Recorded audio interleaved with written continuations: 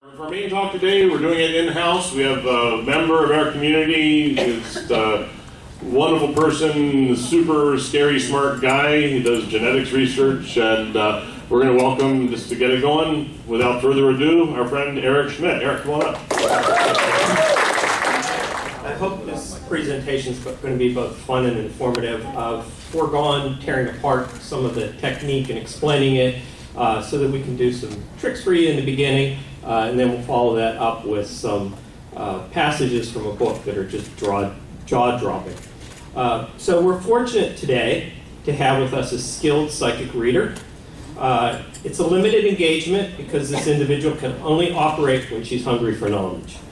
Unfortunately, digesting a meal also diverts enough blood from her brain to prevent her skills, so she's been on a diet. So hunger is a small price to pay, though, for extrasensory perception. Ladies and gentlemen, I present to you the amazing, the astounding Fasten Ashton.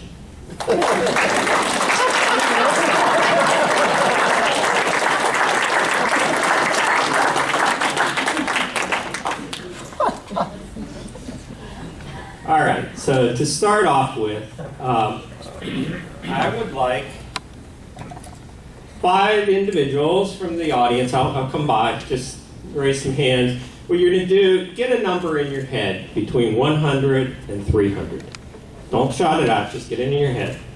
Okay, I'm going to pick some people here. Okay, now I'm going to need one more volunteer to add these up. Okay, get a somebody who's good with math, you add. All right. The amazing, astounding Fasten Ashton. Is it working? Yep. Yeah. Okay. Having some taxing issues trying to figure this one out. Okay. Well, you got to come up with an answer. You know what? I don't think I have to read your mind for this one. Oh, I think really? I saw the future from this one. I know the answer. We want to open it?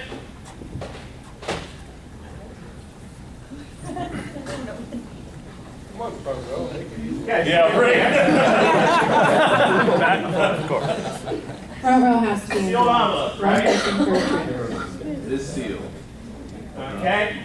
Go ahead. Okay, open up.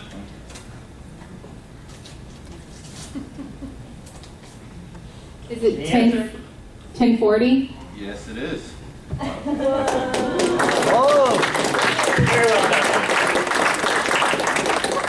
There's a gun. It's Ashton. No, but very close. All right, so now I need somebody to assist here. We're going to pick some envelopes at random, and Ashton is going to answer the question, and then we will see if the answers fit the question. Richard, we need another chair, somebody. Here we go.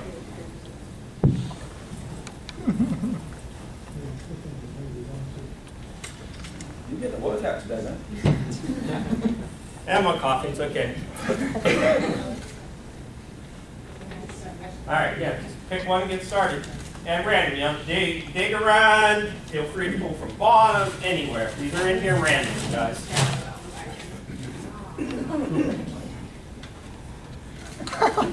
Johnny Carson.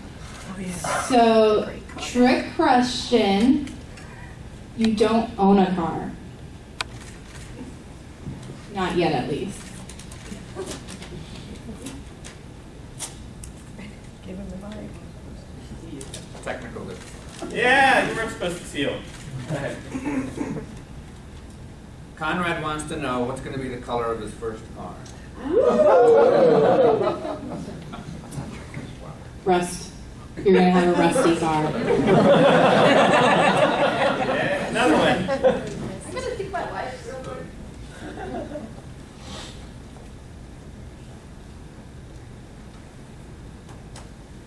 I don't think you're going to do it. I just don't think you're going to do it.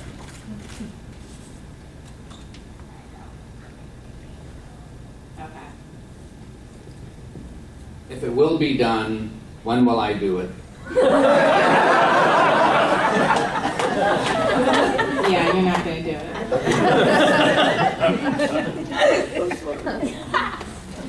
I can't wait to see how this works. They're like 5 or 6. All right. You have 2 dogs? In 2 languages? Oh, pencil. Amaret wants to know what's the name of my dog in both languages. I honestly cannot read Chinese, so it's probably good that I didn't butcher that language.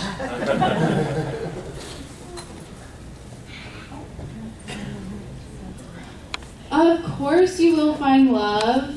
Do not worry, you will find love. No. I was going to say, what did I do? Rhonda wants to know when will I ever find a good man. You will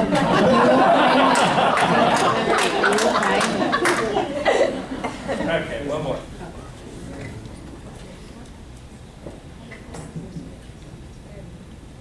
That involves too much probability, and as I have told many people, I am not good at math. So do not ask me the probability of numbers.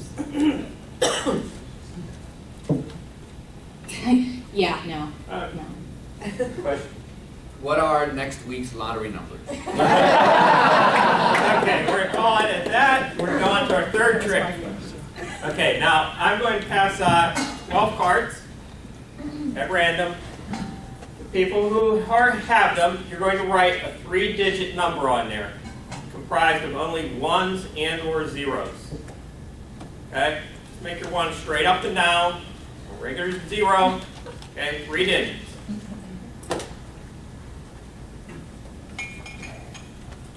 All right. Take 1 at random. You took 2. You get 1. You get 0. Okay, somebody else take 1. Okay? Throw these away. Recycle them. Okay, Mike, if you would, I want you to take these and write them down in a column, and then we're going to add them up. Our amazing Ashton. Gary's good at Come on, adding. me and Okay, you I'll walk stand away. to one side, and you're going to tell us what they total. Here you Well, I'm go. supposed to write these here. I will And not make vote. it even better. Okay. These are all 0s and 1s, so you can turn them 180 degrees, and they're still 0s and 1s. So I want people to pick at random whether we're going to flip it or not. So just say flip or not flip. Is it base 10? Flip or not flip? Flip. Okay, flip the first one. Write down your number. Second. Do I need to show this one? No, Oh. just write down. Okay. Flip or not? No, don't flip. Hang on. Okay? You know when you're up to the third? That was 2. Okay. Okay. Third one, flip or not flip, as a group. Flip. Fourth one. Oh, slow down. Okay. Hard adding up all those zeros. Yeah. Well, there's real numbers on here. Base 10? That's okay. You tell us, Sadie. Okay. Not That's, okay. Alrighty, flip or okay, not flip flip? or not? No. No. Tell me when you're out of it. Next one. No. Next one. Flip. Oh, there are a lot of zeros. Don't give it away. That's cheating. Can't cheat. I think Sadie doesn't like cheating. 3 more actually. Oh, okay. Flip. Flip, no flip. Some of these it doesn't matter if you flip or not. apparently. Just giving it away. Okay. Flip or not flip? Flip. Okay. Okay. One more. This one doesn't matter. Okay. Good, because I'm getting a little weak over here. What? I'm hungry.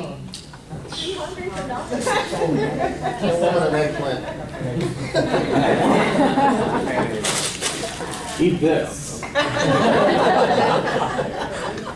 What is this? He's getting feisty. This isn't the right numbers. It's knowledge. After you had to open it up. 6:45. 6:45. No. This is the right number. I know I'm not good at math, but I think I got it. Someone can check it. I'm pretty sure I read Eric's mind, and it's in binary. If you would, everybody can do it. Write the list, add them up. It's 100 and 101. Guarantee it.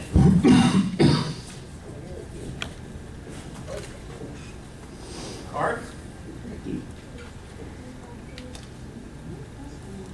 We want to verify that these are going up there? Hey, you already did stuff. 11. I ain't give you enough room, man. How you got to total this?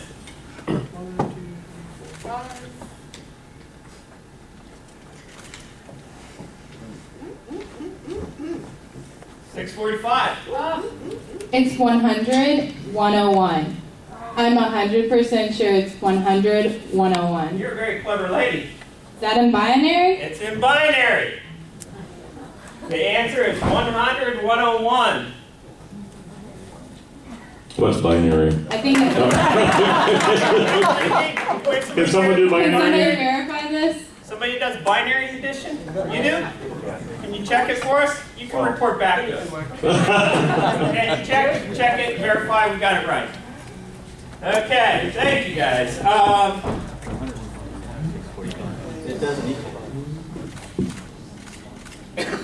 In the interest of time, if we have time at the end, I'll quickly go over I'll leave a little bit of time to take out the tricks. 101.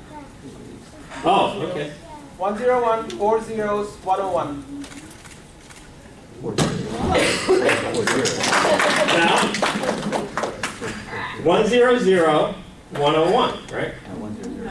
645 is in decimal is 101, 4 zeros, and then 101. Add this. I want 645 in hexadecimal in binary numbers. I want the total of this in binary numbers. Okay, you get back to us.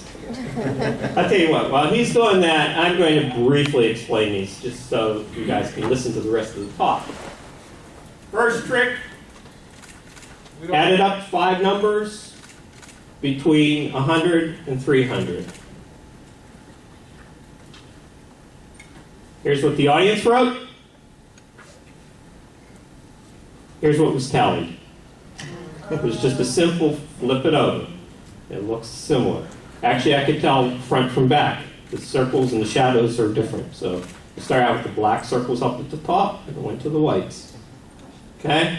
Just a little quick switch. Second trick was the mind reading trick. It's called a one-ahead trick. So the first question was from Conrad. Conrad never submitted a question. The first envelope they picked up was the second question she needed to answer. She opened it, read the question she needed to answer, formulated an answer, and then Richard read you the question. But because it requires real mental gymnastics, we cheated. So they set the answers down between them so they could look on that card and they didn't have to remember what they were answering, what the question was. Because you always have to stay one ahead. It's very tricky to do. Okay, have you verified this yet? No. Trust me. That's binary, right? Okay, so how did we do this one? Everybody who submitted a number, do you see your number in this list somewhere? Yes, of course you do. Because there are only a certain number of combinations of ones and zeros. Plus, I allowed you to rotate it. So it was very easy to cover with a small set of numbers all of the possible combinations. We threw in a few extras just to hide the fact that it was rigged to have all possible combinations. So there's a couple extras in there. We threw out 2 numbers just so if any of you got together and collaborated, hey, we gave the same number and I only see one of them, we threw 1 out. We threw 2 out. Okay? So it does indeed add up in binary to 100 and 101, which would be another topic maybe for somebody sometime to teach you guys how binary math. So I would like to thank my Confederates, the amazing, astounding Fast and Ashton,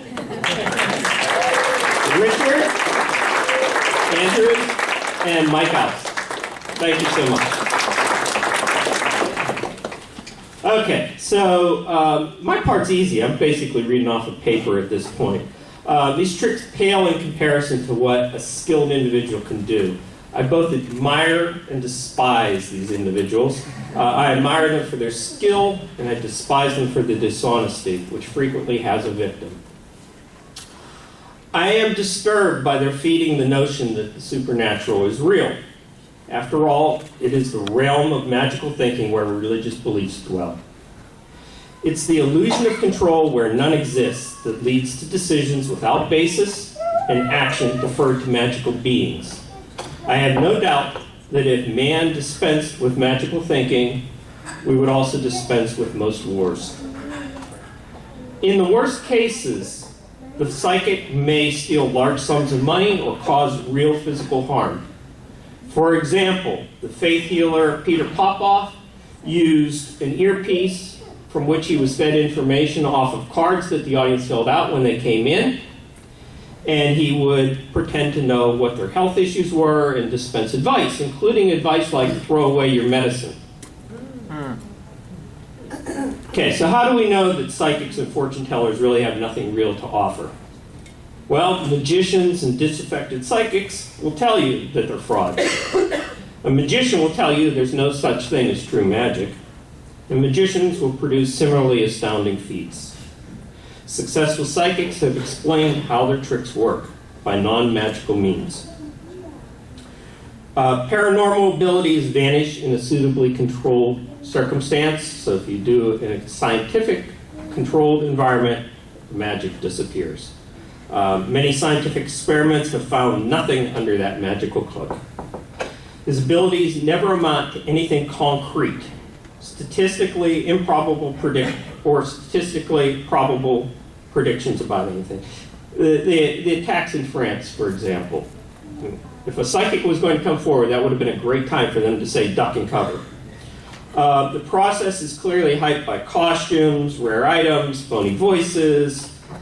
Also, the remedies are illogical. You're told to go make a sacrifice, make a blood sacrifice of a chicken. What does some spiritual entity want with blood or a dead chicken? Okay, so there are 3 main areas that I would like to discuss and really only get to one. There are hot reads, cold reads, and statistical methods. For statistical methods, you use the odds to ensure you have a hit.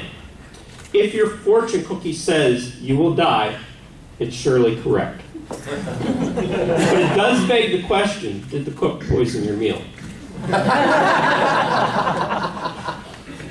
Nearly everyone has a concern over a relationship or health. Pick that as a topic. Define a big target. You have a friend who has a relative who's out of work. I was explaining this one to Mike and Ashton last week and said, you know, you have a friend who's been in a bad car wreck, and she's going, yeah, actually I do. So, you know, I was saying you do it to a big audience, you're going to have a hit. Well, I had a hit with one person. Okay, so hot reads make statements based on surreptitiously obtained information. For example, they might send someone to your house on pretense, go through your belongings, hack your email. There's a lot of ways to do it. I don't have time to go into that today. That can be a follow-up. Cold reads are where I want to spend the time today, and we'll have to move quickly. I'm really just going to read excerpts from a book because they're just jaw-dropping and very illustrative. So they come from this book, Monster Midway, and you can check into that yourself. So 3 anecdotes. I learned an important fact about fortune-telling accidentally. There was nothing distinctive about the party except that it was held in a penthouse. The entertainment consisted of one tall, spare, soft-voiced man wearing a dinner jacket and dark circles under his eyes. He sat in an alcove behind a small table, reading palms. One by one, the ladies took their places before him. He examined the lines of their hands carefully with a small lens, and then began to speak in a tone so low that the sitter leaned forward to catch his words. We must not think that the hand is static, a dead thing. True, its general outlines never change from the cradle to the grave, but the problems, the stresses, the hopes and fears of daily living are printed there as clearly as if your hands were the pages of a book. For instance, I can see that there is a difficulty in your life at the present time which has caused you some anxiety and worry. Something is frustrating you, and while at times you seem to be making progress, there are other times when you seem to slip back. There are confusions, delays, disappointments. Now, let us look at this problem in the light of what your hand tells us of your character and your past life. For the shuttle of life weaves the future on the threads of the past. Isn't that so? At the close of the evening, the ladies foregathered in the kitchen and began to take down their back hair. My dear, he's simply marvelous. Honestly, I just sat there and never opened my mouth, and he told me things I've never confided in anybody, but anybody.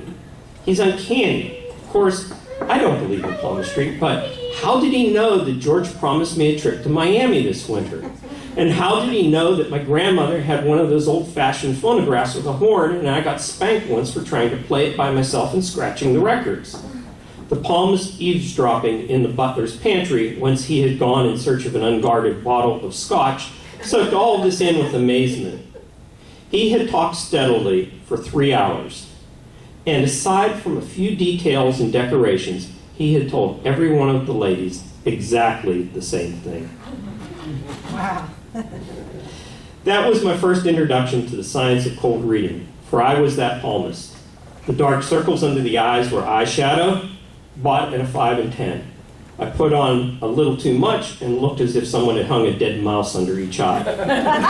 But it didn't slow me down any. I had agreed with the hostess to play the part of psychic for her party when a professional disappointed her. I studied a 10-cent book on palmistry for a few minutes to learn the nomenclature, and for the rest of the reading, I took my own life and its problems. Friends, enemies, hopes, and despairs, and dished it out as applying to one sitter after another. I had thought the guests would soon realize I was pulling a gag. When I found that they took it seriously, my viewpoint suddenly shifted, and I found myself inside the skin of a professional psychic faker and enjoying it.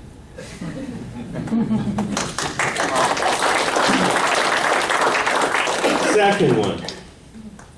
There is one cocktail lounge mind reader and psychic who has tucked away $200 a week minimum for the past 10 years, working the same spot quietly and tactfully. His memory is a vast storehouse of faces and gossip, but his gifts as a cold reader make him outstanding. He was once a magician of great skill, but the cards and billiard balls have been laid away long ago with his youth, and he now manipulates nothing but the human mind. He confirmed that what I had found out in my first attempt at mitt reading. You could dish out a memorized spiel and make it pay. Lots of hands do just that. But working for real money, you've got to be on your toes and take advantage of everything you can learn beforehand from waiters, doormen, and other guests. Then, too, you've got to be able to size them up and add 2 and 2 together. See that blonde over there in the corner? Tall, thin, and terrific? I just told her you've been to Florida for a divorce. But you won't marry the man who paid for your trip and your divorce. You'll marry another man. How did you ever figure that out? I asked him, taking a covert hinge at the tall, tanned, and terrific. I took a Brody on it. mind reader term for taking a chance. Steve Brody took a chance when he jumped off the Brooklyn Bridge. To begin with, at this time of the year, lots of people go to Florida for a winter vacation, a couple of weeks. They come back looking sort of boiled. But that babe's really got her tan baked in. Nobody picks up a tan like that in a few weeks. Now, the residence requirement in Florida for a divorce is 3 months. That would give her plenty of time for sunbathing. But about the different marriage plans, deduction. About 4 months ago, that tomato was in here one night with a middle-aged character who looked well-heeled but none too smart. I happened to remember them. Now, I figured that the guy she was with that time had paid for the Florida divorce under the impression that when she got back, she'd marry him. He looked too confident for a guy who was cheating on his wife on the sly. I figured he was already divorced or a widower. Anyhow, why should a babe like that one marry a skunk like him if she can marry a better guy? She's young yet and knows how to use it. Give her 15 more years and she'll be glad to marry anything with dough that can crawl to the altar. That's when she begins to fade. I will remind you that this was written in 1953. Third scenario. Sometimes they come for a lark, and you can always spot that kind. But often, even though they're trying to keep up a bold front, they're worried deep down. If you're going to be a mitt reader, you've got to find out what's eating them. Take the other day. A girl about 35 comes in. I spotted the mark on her finger where she had taken off her wedding ring. Often they'll do that to try and fool you. I could tell she was married all right. An unmarried woman is still looking out. This one was looking in. I figured she had at least 2 small children. She had that hunted look. Her clothes had been good last year, but this year they'd been made over and she was no seamstress. To me, that meant less money this year than last. She had no servants. I got this from her hands. I spotted her as conservative and unimaginative from her clothes and her hairdo. And timid from the expression on her mouth and eyes. Also, some anxiety and self-pity. Anxiety alone might have indicated worry over illness in the family, husband, children, herself. Anger, either on the surface or boiling underneath, would mean another woman. But anxiety and self-pity together work out, as a rule, to money worries. You can see from this how closely you can peg them before they even sit down. But you've got to have good eyesight and be pretty quick to observe. After all, I pay $50 a week to the Carney management for this spot on the Midway. And when we hit the fair dates, it goes up to 100. When you have to get up the nut that way every week, you really sharpen up your brains if you have any. I started off with a routine opening, rattling it out quick and in a low tone of voice so she would have to strain her ears to hear me. This keeps her from tightening up and putting on a deadpan to try and fool me, just in case she was skeptical. If a customer is using all of her effort to hear what you say, she lets her guard down. I always begin, "My dear girl, I'm glad you have taken this opportunity to consult me, for I feel that I can be of help. You understand, of course, that I make no claims to occult powers and do not predict the future in any way. This is a stall, just in case she turns out to be a cop. Not that it worries you when you're working on the Midway, because the cops have been seen already on account of the games and the girls' shows. And if a town is really hostile, having a shake-up in the police department or something, the word goes out and you tone everything down. It isn't the public that wants it that way. It's the people who are going to give the public what's good for them or bust every bone in your head." Anyhow, I always begin with that opening because I got in the habit of doing it when I was working as an office reader. Policewomen will come in usually looking for a little shakedown money, and it's against the law most places to foretell the future.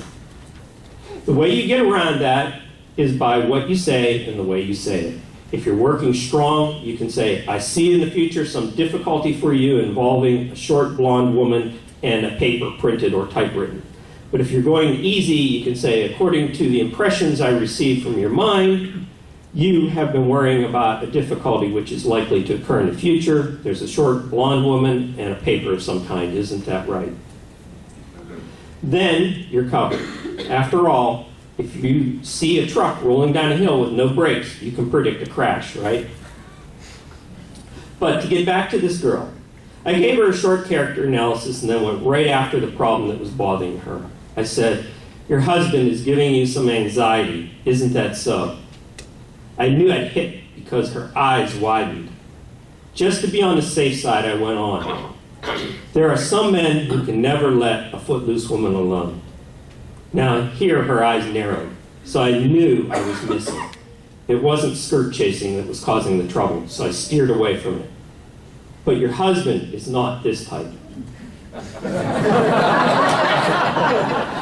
Furthermore, I see a sum of money which must be paid. What I was fishing for was her response to the word money. If I'd missed on this one, I could have slid over it. Everybody has to pay the rent or doctor's bills or something. But I got a wide-eyed response and a little nod, so I knew I was getting warm. This worry about money directly concerns your husband. Eyes still wide. She hadn't stolen money, and she didn't need it for the kids or her family. Now, the inference here was that her husband either didn't make enough or else spent it when the family couldn't afford it. I decided to try the first one as a starter, that he doesn't make enough. No woman thinks her husband makes enough, but she doesn't worry about it if he squanders it too. One worry at a time is about all an average human can stand. I said, one of the most difficult burdens any woman can bear is to have a husband she loves who doesn't have enough stamina to stand up for himself to his employer and demand more money when he has earned it. I didn't see anything there. Couldn't tell whether I was hitting or missing, so I just let it ride. Then there's the type of man who has plenty of willpower when it comes to working hard and demanding his rights, but whose will is weak in leisure time pursuits.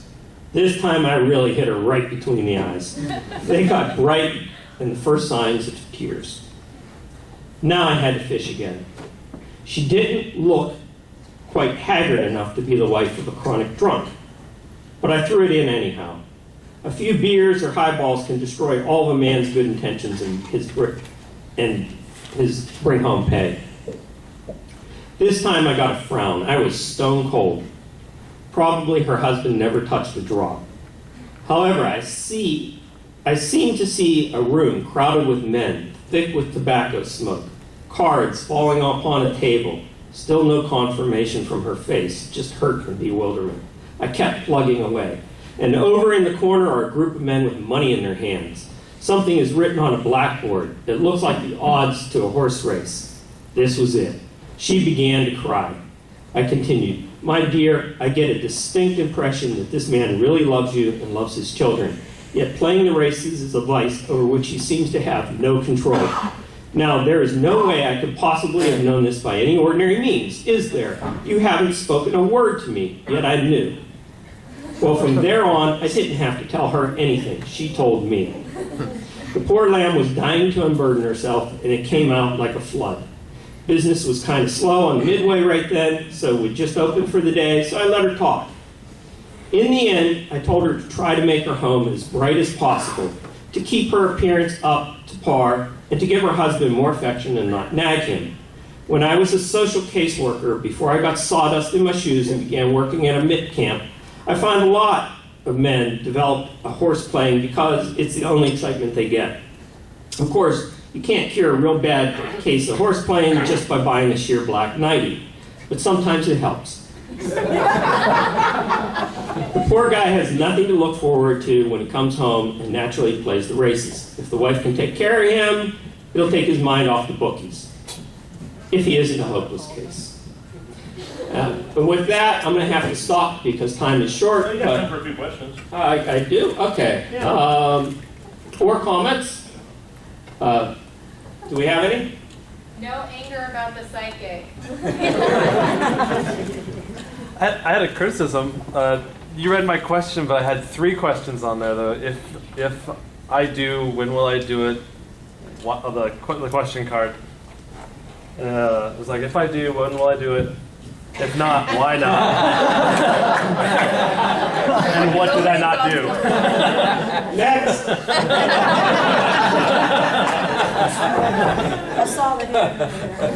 It's just pretty simple, Eric. What got you interested in this? What? Oh, wow, do I answer that one honestly? Ahmed. Yeah, I promised somebody I wouldn't bring it up, but I know somebody who was very much duped and started looking into statistical methods. You know, sort of the same thing as you have a friend whose relative has a bad car wreck and they're going to have another one if they don't come in and talk to me, and you know, the way of running a business. Yeah. Hi. Susan. What books? Oh, Hi, sorry. I'm over here. Yeah. Hi. What books would you recommend for somebody who's interested? Monster Midway. Oh, gosh. Sounds absolutely fantastic. I can't say that I did, you know, extensive research in this. The stuff's out there. It's easy. And, you know, it's amazing how gullible people are. They're willing participants to eat this stuff up. They want control over their lives, right? And so the first story I led with, that was the guy's first attempt at being a psychic. And he nailed it. Everybody thought he garnered some special incident out of their life. It's easy to get people to cooperate. Yes, Susan. You commented several minutes ago that you really despise these people who encourage these beliefs. Yes.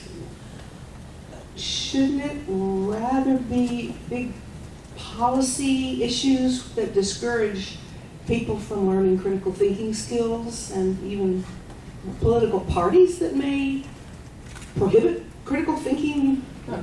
People definitely lack critical thinking skills. But, you know, and the beauty is, if you know that the universe doesn't have magic, when somebody's offering you some magical explanation for something, you know it's crap, and you know to look for something else, right? And it helps you choose your way through life in an intelligent way. Mark. Yeah. Last one. Yeah, last night, Lane and I came across a psychic detective on TV. I was very frustrated that they tried to set it up like she really had psychic powers, right? Saying, well, we told her there was a person missing, and of course, the first thing she said, well, I feel that there's a female, because females would be more easily abducted than males, and I mean, I could almost Yeah, like guess the John. process that she was going through. But what really outrages me is that they're lending credibility to these so-called psychic detectives Sure. on TV, and I just like, where's James Randi? And our public employees, right? How many times have you seen in the newspaper that some psychic has offered some clues to the police department? Yeah. Okay, but as you can see, the people who are good at this are very perceptive. They may have some genuine observation to provide, but it's certainly not magical. Thank you. Thank you.